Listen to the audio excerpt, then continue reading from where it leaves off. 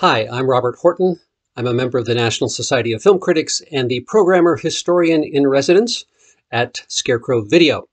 In the fall of 2021, I will once again be leading Scarecrow Academy, an online discussion group that is presented by the nonprofit Scarecrow Video. By the way, you don't have to be in Seattle, where Scarecrow Video is, to attend. Scarecrow belongs to the world. Our Autumn Academy series is a continuation of The Art in Noir, Film Noir, and the Director. So this is sort of part two of something we started earlier this year, the sequel, if you will. And we'll be looking at more classics of the film noir era, as well as including 4 titles that we can call neo-noir. And we'll be discussing them with an emphasis on the art of the director. You don't have to attend the earlier series in order to flourish in the realm of this new one. The 4 titles from the classic noir era are all from the 1950s. In a Lonely Place, Pick Up on South Street, The Hitchhiker, directed by Ida Lupino, The Killing, Stanley Kubrick's film, and then 4 neo-noir titles, Point Blank, The Long Goodbye, Chinatown, and Cutter's Way. We will be meeting on Saturday afternoons at 2 p.m., that's Pacific time. The series is free. We're meeting via Zoom, as you may have gleaned. And if you go to the Scarecrow Academy page, which you may be watching this on now, you'll find the link which will tell you how you can sign up. Scarecrow will email you back, and you can sign up for the first session or all the sessions or whatever you need to do to get Zoom involved.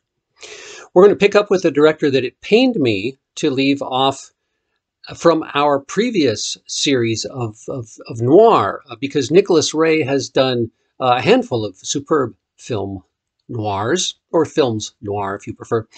I'll talk a little bit about him in this introduction, and a little bit about his 1950 film In a Lonely Place, which we will talk about, starring Humphrey Bogart and Gloria Grahame. Nicholas Ray grew up in La Crosse, Wisconsin, where oddly enough, the film director Joseph Losey grew up at the same time. In fact, they went to high school together at the same time.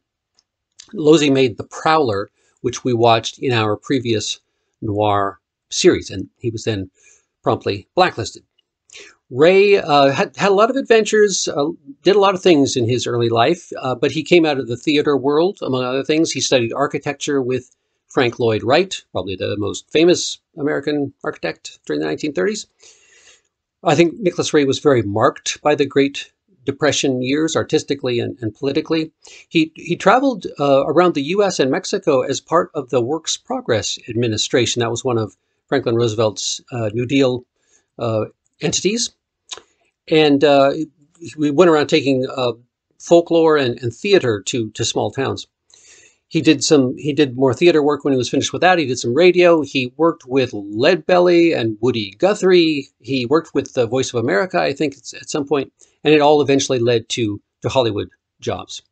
He made his directing debut with a film called They Live by Night, a very unusual, very touching film from 1948 that falls into the noir category. And that led to doing a couple of pictures with Bogart, who had his own production company set up around this time, including the film that we're talking about today. Ray also did the very striking On Dangerous Ground, which is quite a superb noir film, as well as the astonishing Western Johnny Guitar. And if you have seen Johnny Guitar, you know why I'm using the word astonishing. He did other really striking work in the 1950s, including probably his most famous film, Rebel Without a Cause, with James Dean in 1955. Ray's alcoholism, his rather turbulent personality, almost certainly hurt his career as he went along. By the time you get to the mid-1960s or so, he's really basically kind of unemployable in Hollywood. In his best films, Ray captures something that I think takes a little work to describe. You know, where we're talking about filmmakers like Hitchcock or Fritz Lang, we can talk about the mastery of framing and composition and light and so on. And you can talk about those things with Nicholas Ray as well. His films certainly look good. There's often a great deal of care in his visual field. And as we suggested, he had an awareness for architecture. And if you're flashing back on Johnny Guitar, you might remember the way that movie's built environments are hugely part of the dynamism and the tension of that movie. In a Lonely Place definitely has some of that, particularly in the location of the Hollywood apartment court where some of the action is set. But there's also something else to track in Ray's visual style or his directing style, and it has to do with this blend of sensitivity and violence, which I think is frequently embodied in his actors and their intensity, but also in the way that the camera sometimes reacts to the action. There's a certain intense closeness, or sometimes a slightly awkward or violent camera movement. To put it another way, Ray's style is neurotic in a new kind of post-war sort of way. And so it's perfectly suited for film noir. Also suited for the domestic angst of movies like Rebel Without a Cause, and also Bigger Than Life, another great Ray film from the 50s, and certainly for the kind of simmering hysteria of Johnny Guitar. So when we gather to discuss In the Lonely Place, we'll try to see how this manifests itself in this very, very edgy story about a Hollywood screenwriter who is in rather suspicious proximity to murder. The film is based on a very good novel of the same title by Dorothy B. Hughes. The movie changes the book in various ways, including one really, really crucial and important way, and we will talk about that during our Academy session. Humphrey Bogart gives one of his best performances, I think.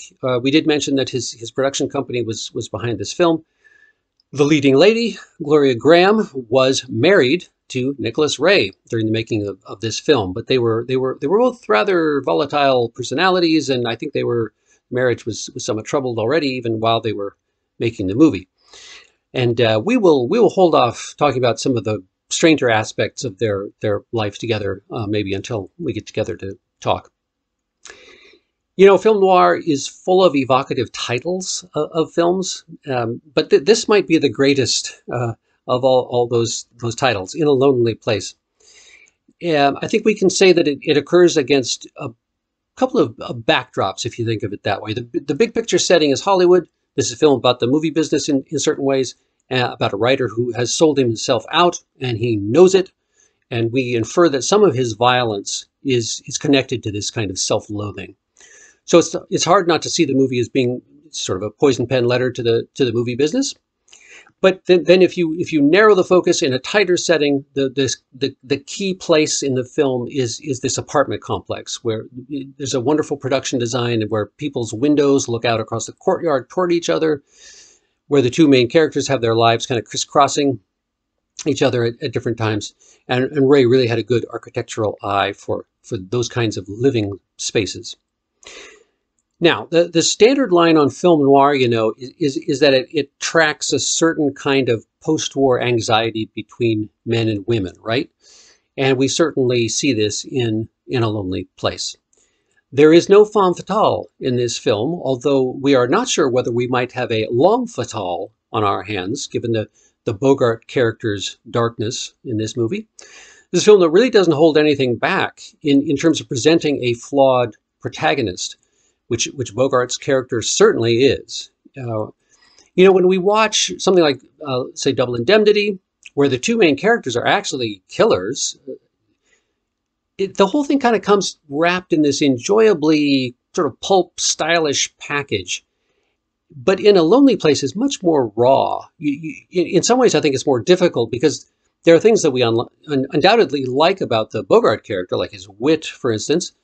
But we also have to deal with the fact that he is violent and destructive. There is no easy cushion that comes with this film. In a Lonely Place has a hothouse atmosphere, as is true of Ray's best films, but there's also a society in which it's set, a larger picture. And that world, whether we're talking about Hollywood or about some larger system, is something that I think Ray clearly distrusts. A world that casts off people with casual cruelty, not just the old drunken actor who, you know, sits at the bar where Bogart's character hangs out, but even Gloria Grahame's character. She's a would-be actress who has clearly settled for less somehow in her slightly mysterious past. And I think Ray may also distrust the larger world of the normal people who have, you know, like the cop and his wife in this movie, who explicitly say they want to be dull and average, and they prefer to settle for that in ways that Ray's more vivid characters never do. We'll talk about these things and what you want to bring to the discussion when we get together for this film. These Scarecrow Academy sessions have been very scintillating so far, I think, and I hope you'll join us for our latest excursion into the dark arena of film noir on October 2nd as we talk about Nicholas Ray's In a Lonely Place.